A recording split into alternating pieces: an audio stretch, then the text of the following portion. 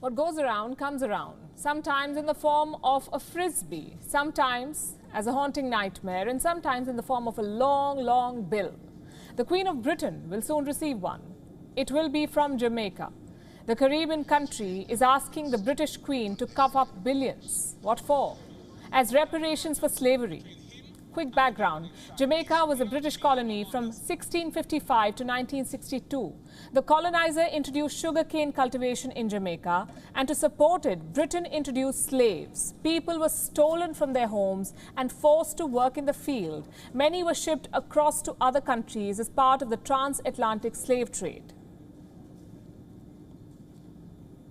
In 1662, there were 400 slaves in Jamaica. By 1734, the number became 86,000.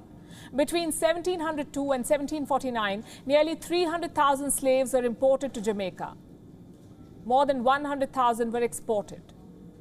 It was only in the year 1807 that the British Parliament abolished slave trade, and it abolished slavery in 1837. By then, Britain had abducted and enslaved at least 12.5 million people. 12.5 million people enslaved. Many of them were Jamaicans. In 1833, Britain paid off 46,000 British slave owners.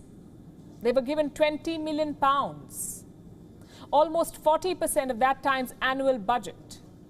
What was this money for? To compensate for the quote-unquote loss of human property.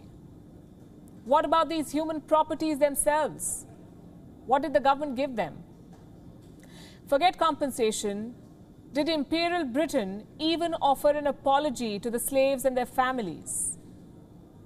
The legacy of the slave trade still stings Jamaica. The country has been asking for justice for some time now. In 2015, then British Prime Minister David Cameron visited Jamaica. Jamaican leaders asked his government to pay reparations. Cameron was told to atone for the historical sin. The Prime Minister refused to even offer an apology. Here's what he said instead. David Cameron told Jamaica to move on. Reports published around that time revealed why he may have been so anti-reparation. Turns out one of Cameron's own family members was among many slave owners to have received compensation for loss of slaves.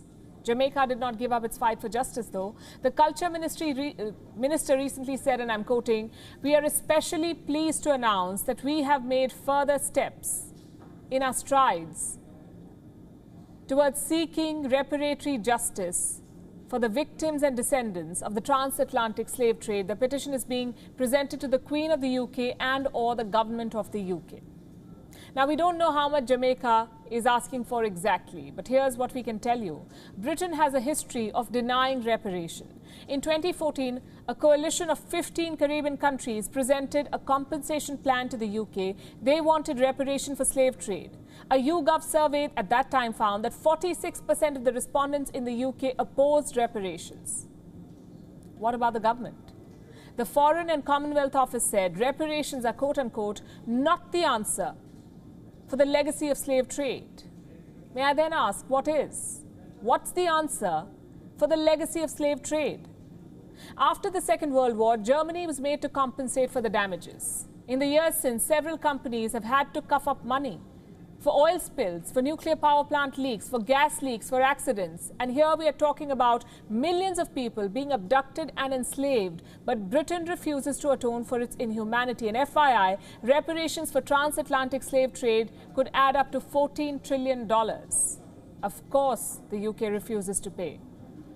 Just like it refuses to return stolen goods, be it India's Kohinoor or Ethiopia's manuscripts. Treasures from British colonies decorate the crown and its properties today. They hang on the walls of its museums and palaces, and the UK sees nothing wrong with any of this. It feels no shame or the moral obligation to at least be apologetic, to at least apologize for its historic plunders. Today, Jamaica is setting a trend. It is asking for compensation for historical wrongs. Compensation it is entitled to. Compensation that 54 Commonwealth nations are also entitled to. The Great Britain ruled them all, looted them all. You see, the British Empire was the largest the world has ever seen. It ruled over parts of Africa, Asia, America, Australia and New Zealand. It squeezed all of them. From Africa, it abducted, trafficked and enslaved people. stole Benin bronzes. From Greece, it stole Elgin marbles. From Ethiopia, manuscripts. And from India, it drained $45 trillion. It is time for reparation. And while the world comes together to make China pay, it must not forget to also demand accountability from the British Crown. WION is now available in your country. Download the app now and get all the news on the move.